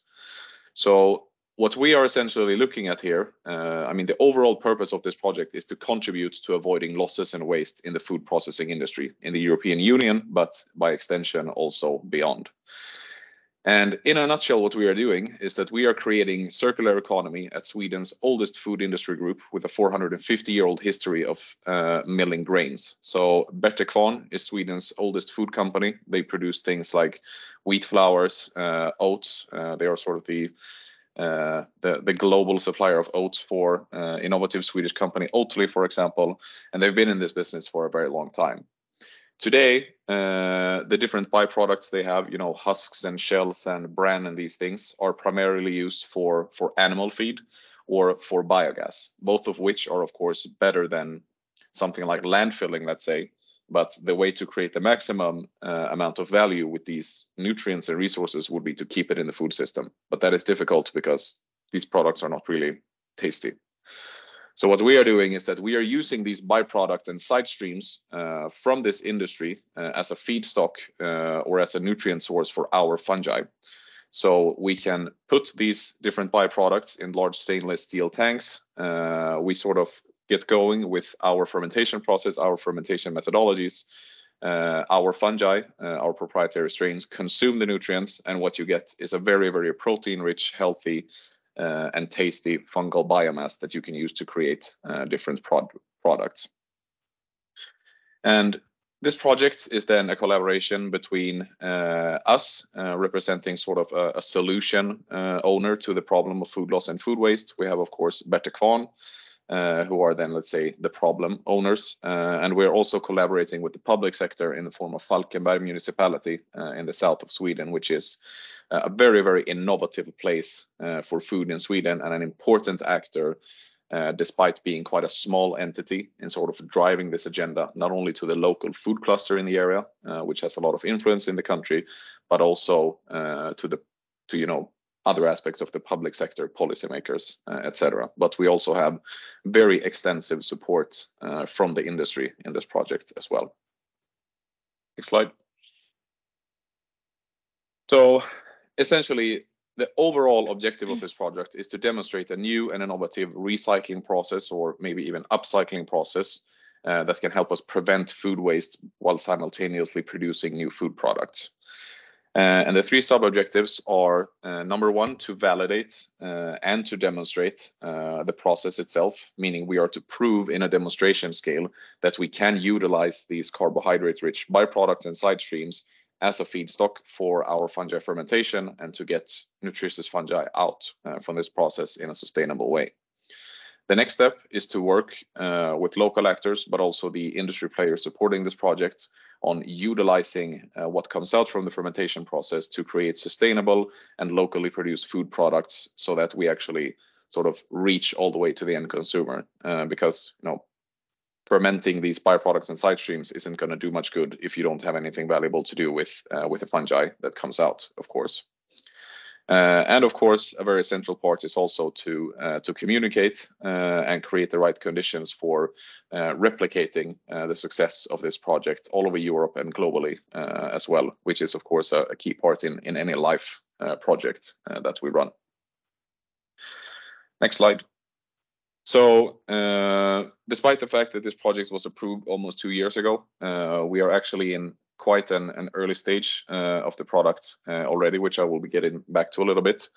But the main takeaway so far is that this solution, you know, this way forward we are proposing as a way to prevent food waste and food loss appears very, very promising. The trials we have done on production are extremely promising.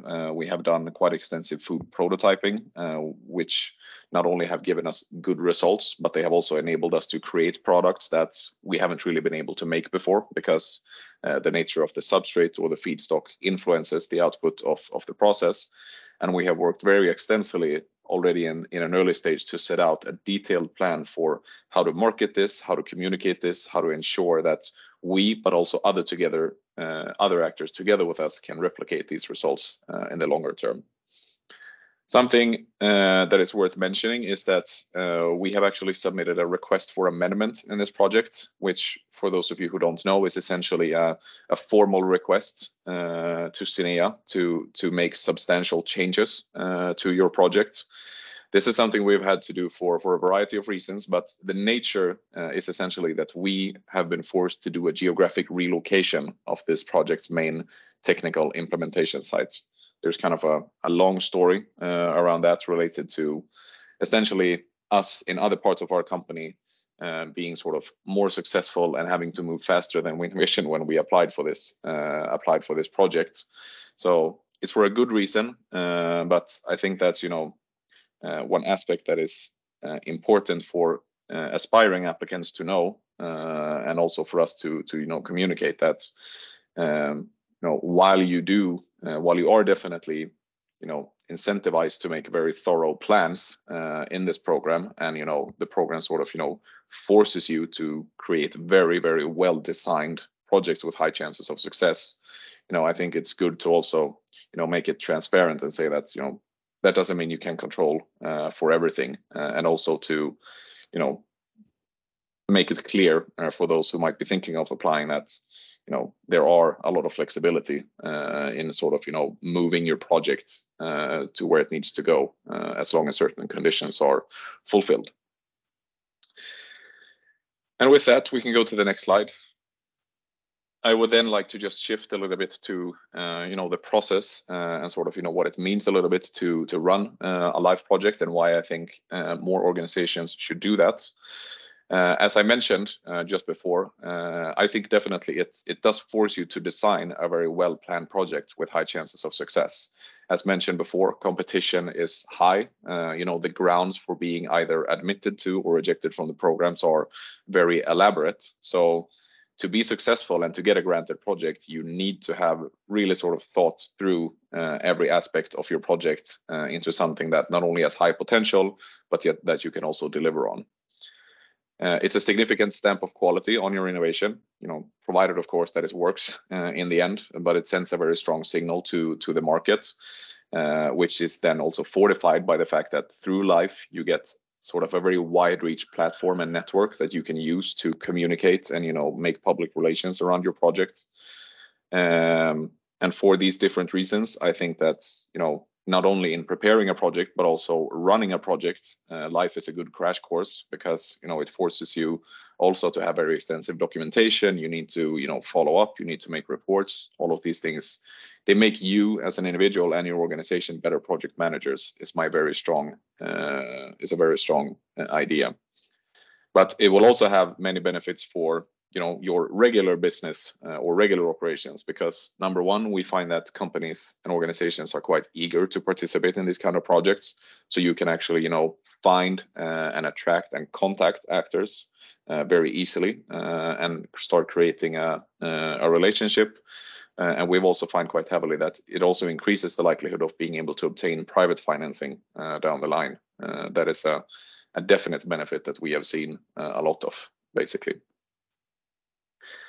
And so to wrap up, some of the things that we have learned and that are good to know if you are aspiring to perhaps apply to Life, which obviously I think that you should do. You can't really get away from that. You really need to think holistically and broadly about your project. I mean, we have covered this quite a lot in today's session, but you need to really understand the problem, how you are proposing to solve it, why this is a good way to do it, why it is better than other types of solutions, you know, considering what are the risks in your project, how will you mitigate those risks? If you're successful, what solutions will you be competing with? You can't really get away from this. You need to really do the homework and the legwork around your project as a whole.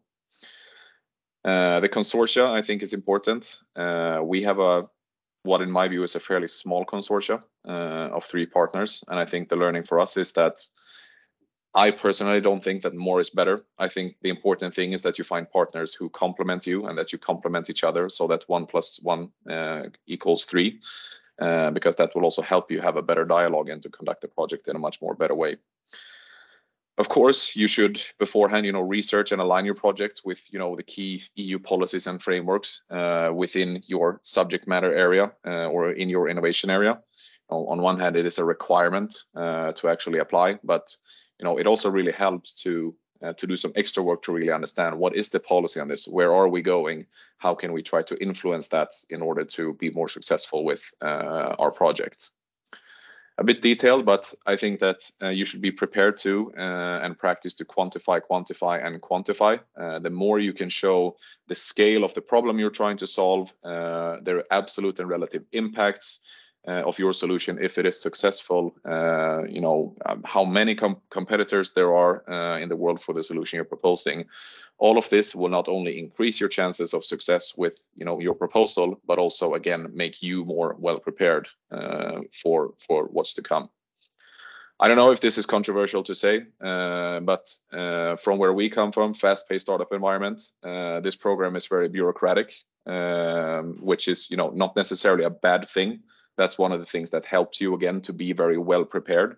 But if you do not come from an environment where there is a lot of process, a lot of structure, where the startup world is not, in our case, it can be quite overwhelming at a start. You will definitely learn it, but you should be prepared that you will need to do a lot of sort of paperwork in order to drive your project. I think if you're not on board with that, you will have a hard time enjoying to run your life project.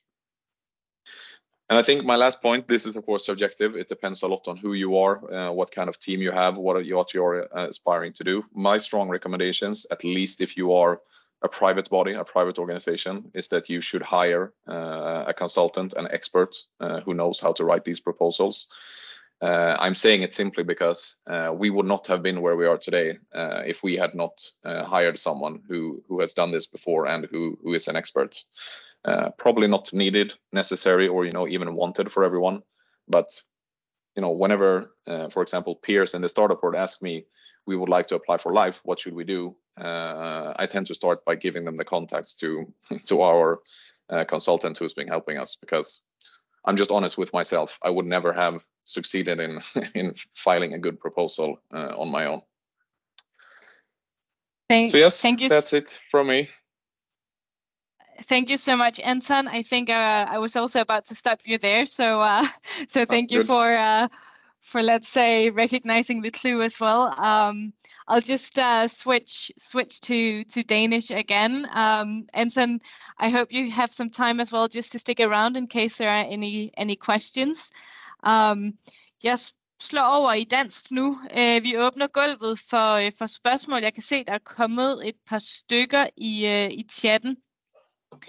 Jeg kan se, jeg slår tilbage til engelsk. Anton, in the chat, there's someone asking that she's guessing you apply to the circular economy program. Is circularity of food waste the only way a project on more sustainable food can be funded under Life? I suppose that's a question for us consultants here. I think what's really important and has also been mentioned a few times is that we look into the project. Let's say you want to do food. I think it's important to see how does it relate to the program or to the sub-programs within the Life program. So I think it would probably be a good idea to look into food waste. But let's look at the project idea, let's say exclusively, before we can actually say anything, because there are several ways you can apply under Life program, and also the Life Circular Economy sub-program has a number of different themes and thematics that they do support. So food is one, but there's also some part of it supporting water, air, soil, and the connection to European Bauhaus. So Louisa, feel free to reach out to one of us, your EU office, and we can give you a more comprehensive feedback on your project idea.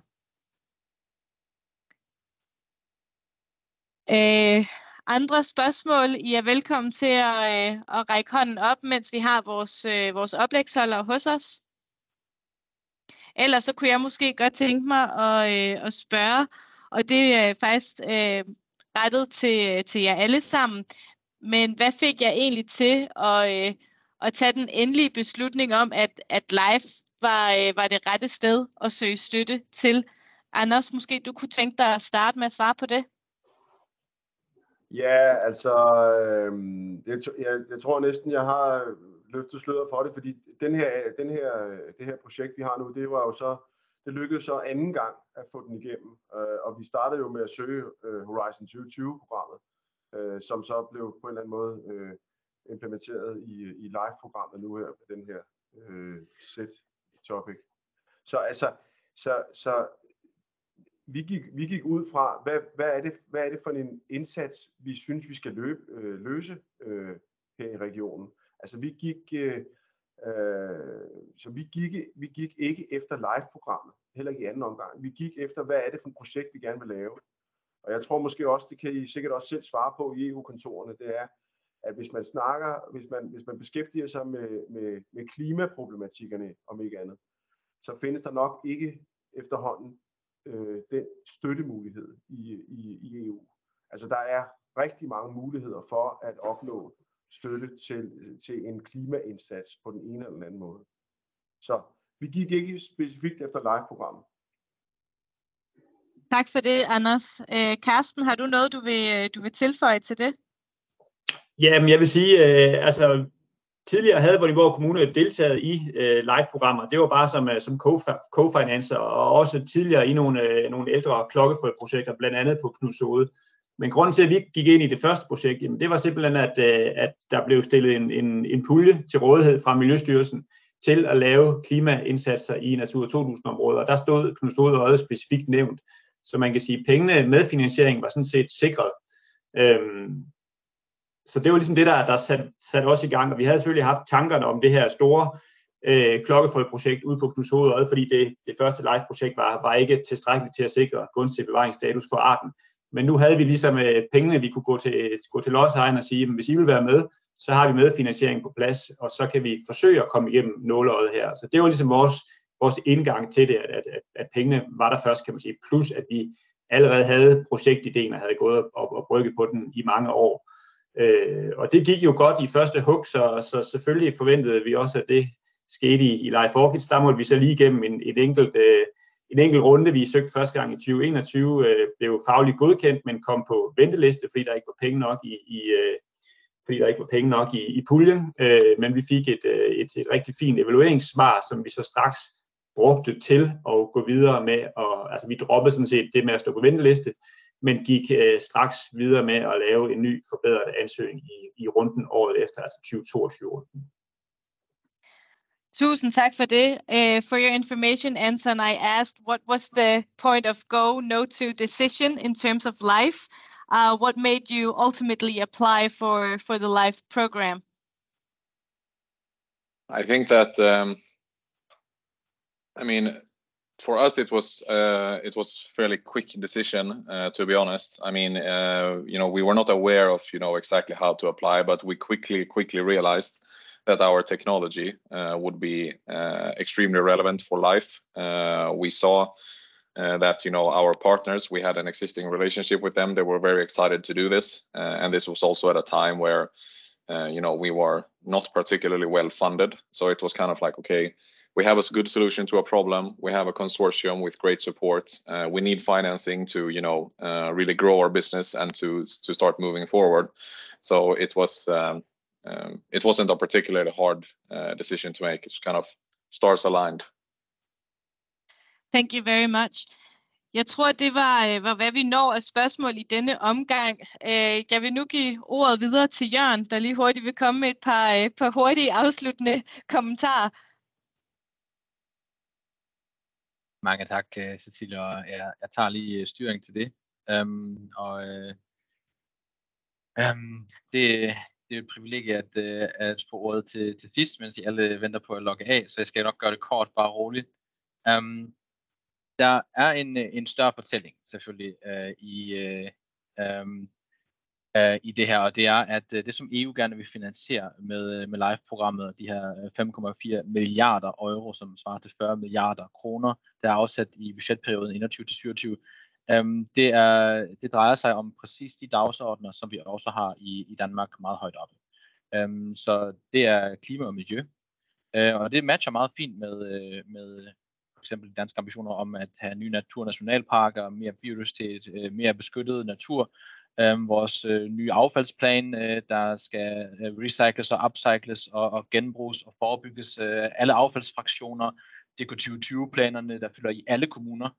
Udledninger skal reduceres overalt i alle sektorer, hvor der udledes. Landbrug, energi, transport, der skal klimatilpasses. Alt det her er noget, som EU gerne vil finansiere via programmet. Så det er slet ikke EU's dagsorden, I skal følge, det er jeres egen. Det I skal have gjort, når I skal søge om live, det er, I skal ligesom Anders og Anton og Carsten så godt forklaret, oversætte, hvordan jeres dagsorden faktisk også er EU's dagsorden. Og det fungerer heldigvis på de her områder rigtig godt, som projekterne demonstrerer.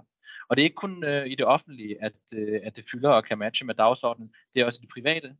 Som Antons projekt viser, så står det slet ikke i konflikt, at man er en profitorienteret virksomhed, så længe man tænker innovativt og er parat til at se det i øjet, at man har et bidrag at yde inden for miljø og klima, men så passer man rigtig godt ind i LIFE, og LIFE vil særligt inden for klima og cirkulær økonomi finansiere udrulning og opskalering af de nye teknologier, der skal være vores status quo i de næste 100 år, for at sikre, at vi lever et bæredygtigt liv og ikke på bekostning af miljø og klima.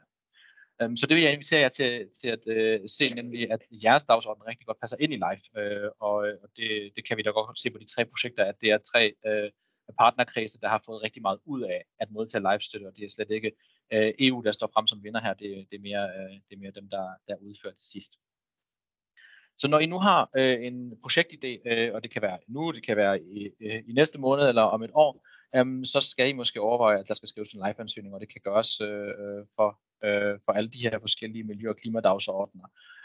Og der vil jeg, ligesom nogle af casene også fremhævet, anbefale, at I får jer noget hjælp. Og det yder vi fra EU-kontorene som udgangspunkt alle ansøgere i Danmark, for at forstå, hvorhen i LIFE er det passer ind. Er der nogen, I skal have for fat i, enten uden for eller inden for Danmark? Og så har vi faktisk også, hvis man skal tage den opgave på sig at være involveret i en LIFE-ansøgningsproces, eller faktisk styre den, så har vi i sidste år lavet det her ansøgningskursus, som på hjemmesiden, jeg delte flere gange her i chatten, kan faktisk genses til alle de 4 delprogrammer. Og det er et kursus, der tematisk stadigvæk har aktualitet. Det har det som udgangspunkt til udgang af den her budgetperiode i 2027, til hvornår de her 4 underprogrammer i LIFE, natur, ressourcer som cirkulær økonomi, klima og energi, de vil være til stede og fundes. Så jeg vil invitere jer til at tage fat i jeres EU-kontor og få noget hjælp til at finde ud af, hvor præcis er det i LIFE, vi skal se hen, og genbesøge vores ansøgningskursus. Har I opfølgende spørgsmål, så kan I sende dem til os efter mødet, og jeg har også foretaget mig, at vi deler kontakt på de 3 taler, hvis der skulle være yderligere spørgsmål, eller for eksempel forespørgsler som den, som Christoffer kom med i chatten. Så mange tak, og have fun with life. Tak for i dag alle sammen. Tak.